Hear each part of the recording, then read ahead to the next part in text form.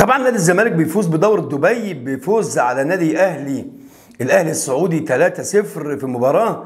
يعني عشان نتفق بس مع بعض، هي مباراة ودية اكتر من كانت يعني بشكل رسمي. يعني ما عايزين نتفق ان الزمالك لعب من يومين مباراة قبلها ما فيش ب 24 ساعة، والاهلي السعودي لعب مباراة امبارح. يعني ما فيش حد بيعمل كده في الدنيا غير ان هي مباراة ودية، انك انت تلعب وتفوز يعني تجهز لعيبتك. فهي كانت منها اكتر انك تجهز اللعيبه اللي هتستمر مع نادي الزمالك الفتره اللي جايه اكتر منها. وكمان معنويا كمان حلو الجمهور العظيم، جمهور نادي الزمالك اللي كان مالي الاستاد النهارده ورايح ورا فريقه. وده يقول لك هو ده عظمه جمهور نادي الزمالك. يعني عظمه جمهور نادي الزمالك ان الاستاد ما شاء الله تبارك الرحمن الجماهير رايحه، مع ان في بطوله افريقيا شغاله، بطوله اسيا شغاله، ومع ذلك الجماهير ورا ناديها، مع العلم ان هي لسه خسرانه من اقل من اسبوع البطوله اللي كانت في ابو ظبي، خسرانه من الوحده وخسرانه من ام سلال، ومع ذلك الفرقه رايحه، الجماهير رايحه. وهو ده نادي الزمالك، وهو ده جمهور نادي الزمالك العظيم اللي احنا بنقول عليه.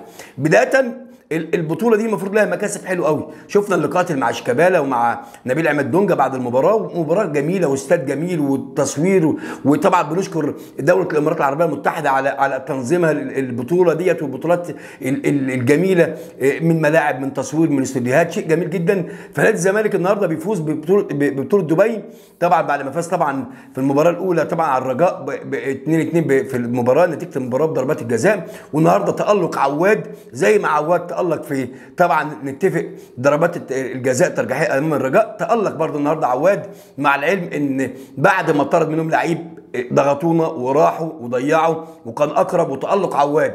يعني انت المفروض بعد ما لعيب بتطرد انت بقى تقف على الكوره كده معلم، وتلعب وتنقل وتتعبهم وتروح بالكوره لانهم بيضغطوك، والمفروض انت بقى تستغل المرتدات. لكن شفنا برضو كالعاده بتحصل حاجات من اوباما دلع، مصطفى شلبي بيدلع، انانيه. سامسونج اكينولا النهارده لعيب كبير، سامسونج اكينولا النهارده الضغط اللي بيعمله على الدفاعات. يعني شوف الجول الاولاني، وشوف كمان الهدف بتاع اوباما ازاي وقف واستنى وبص وراح لعبها لاوباما، والضغط اللي عمله كمان في الشوط الاول. لا، سامسونج اكينولا النهارده لعيب بيقول المفروض يكون موجود يا جماعه، ولعيب كويس. انا شايفه لعيب كويس، مش لعيب وحش، لا لعيب عنده كوره، ولعيب ممكن يدي الزمالك الفتره الجايه. البطوله مبروك لنادي الزمالك وجماهيره، انا ببارك لجمهور نادي الزمالك رقم واحد. شفنا الهدف الاول النهارده شيكابالا، وبيمتع شيكابالا ازاي بيرقص يا جماعه، وملعوبه وقطع التسلل، والكره ملعوبه له زي اوباما وراح ولم للداخل والزلبوايه، وفي الدقيقه والهدف جميل. وقلنا الهدف الثاني طبعا بتالق من سامسونج اكينولا في الضغط العالي، ضغط على مدافع الاهلي ووقف عليها ولعبها لاوباما اللي لعبها في. وطبعا الهدف الثالث بتاع عمار اللي في الدقيقه يمكن خلاص في الدقيقه خلاص في نهايه الشوط الثاني. المهم بطوله حلوه، بطوله جميله، انك انت فرحت جمهور نادي الزمالك. اجمل ما فيها انك انت فرحت جمهور نادي الزمالك. البطوله وديه، انت لاعب اقل من 48 ساعه. الفرقه دي لعبه ماتش امبارح اقل من 12 ساعه، ولعبه بنفس التشكيل، بدنيا تعبانين. لكن المفروض برضو مدرب كبير كان يلعب بالتشكيل. انت بتلعب فرقه صينيه، تلعب بالفريق الصف الثاني وتوفر. وده اللي حصل برضو، ان رايح كام لعيب ولعبوا النهارده ماكسيمو، وانت بتلعب قدام فيرمينو، اسامي كبيره جدا كانت بتلعبك النهارده في الاهلي السعودي. الاهلي اسم كبير وعنده نجوم، انت بتتكلم بالقيمه التسويقيه قد ايه هنا وقد ايه هنا. لكن زي ما بقول المباراه وديه بشكل رسمي، بشكل حلو جدا. النهارده البطوله معنويا المفروض بقى تحطها وتبني عليها، انك انت فرحت، تبني عليها كمان يا جماعه. عايز اقول لكم على حاجه، ان الكوره ما عادش فيها فروق كبيره قوي، ما عادش فيها فروق فرديه، بالمجهود، بطريقه لعبك، بوقفتك في الملعب، بانتشارك، بعدم تاليفك في المباراه في الكوره، هو ده اللي بيكسبك. فنادي الزمالك النهارده بنقول مبروك.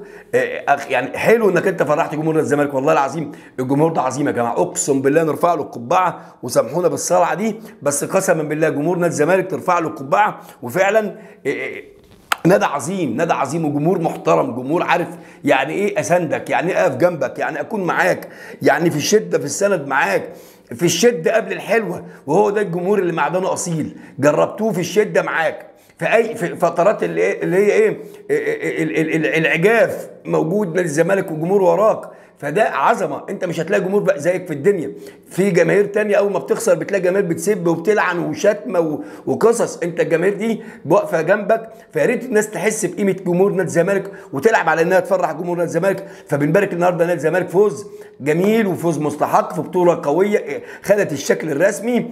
اعداد مفيش اجمل من كده، انك انت بقى ترجع ونشوف الصفقات. سمعنا ان خلاص الصفقات يا جماعه، خلاص عبد الله السعيد، وطبعا اسمه يوسف، لا اسمه سيف جعفر، خلاص والموضوع بقى رسمي. حلو انك انت تجيب عبد الله السعيد مع نبيل عماد دونجا وراه، واحد كمان تقيل كده في نص الملعب عشان تبقى انت معاك اريحيه اللعب قدام، مع راس حربه جامد، مع 2 سرد باكات حلوين، مع واحد في الشمال مكان مصطفى شلبي برده، او يكون معاه مع زيزو. هتبني على الفرقه وواحده واحده تاتا تاتا. الزمالك هيرجع ان شاء الله، وان شاء الله نتمنى التوفيق لنادينا العظيم. اذا عجبك الفيديو لايك، شير، كومنت.